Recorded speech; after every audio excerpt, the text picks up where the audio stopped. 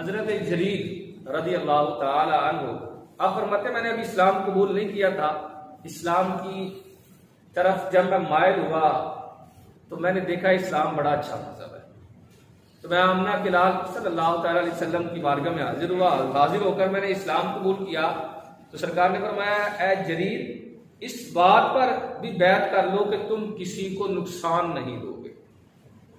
عرض کی ٹھیک ہے، میں اس بات پر بھی آپ کی بیعت کرتا ہوں کہ کسی کو نقصان نہیں پہنچاؤں گا۔ اور حضرت جریر تاجر تھے، اور یہ تاجر اس قسم کے تھے جسے ہم وپاری کہتے ہیں کہ گاؤں دیہات سے سامان خریدنا اور شہر کے اندر لا کر سیل کرنا۔ اب عمومی طور پر جانور خریدتے تھے اور گھوڑا یا دوسرے اس جیسے جانور خریدتے تھے۔ خریدنے گئے تو ایک گھوڑا بڑا پسند آیا، اس سے کہا یار کتنے کا ہے؟ کہنے لگا جریر یہ 1000 درہم کا ہے۔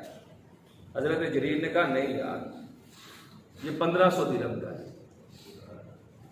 وہ بڑا حیران ہوا، کہنے لگا جریر تب یہ ٹھیک ہے، پہلے میں تمہیں چیز 1000 کی بتاتا تھا تو میرے ساتھ جرا کرتے ہوئے تم جو ہے وہ 500 درہم کی اور وہ بھی بڑی مشکل سے پیسے دیتے تھے، آج 1000 سے 1500 کہا اچھا ذرا چیک کراؤ ذرا۔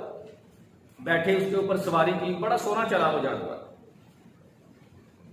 تو آپ واپس جب باہر کہا یار یہ تو بڑا شریف جانور ہے اور چلنے میں بھی بڑا باکمال ہے، یہ 1500 نہیں یہ 3000 درہم کا ہے۔ اب تو اس کے مزید حیرت کہ کیا بات کر دی ہے یار، کہ میں کہہ رہا ہوں 1000 اور آپ نے کہا نہیں 1500 نہیں 3000۔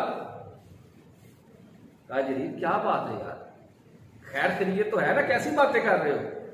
کہا یار بس میں نے آمینہ کے لال کے ہاتھوں میں ہاتھ دیا ہے اور میں نے یہ وعدہ کیا ہے کہ کسی کو نقصان نہیں پہنچانا، مجھے یہ پتا ہے یہ گھوڑا اس سے بھی زیادہ مہنگا ہے، یہ 3500 4000 درہم کا جا کر شہر کے اندر سیل ہونا ہے۔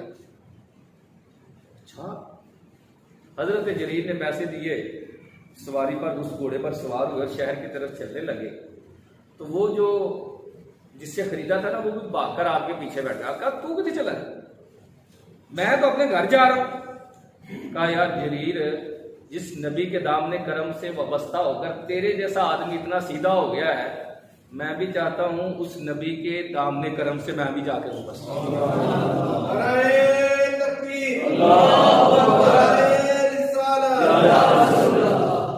تاجر اسلام پھیلایا کر۔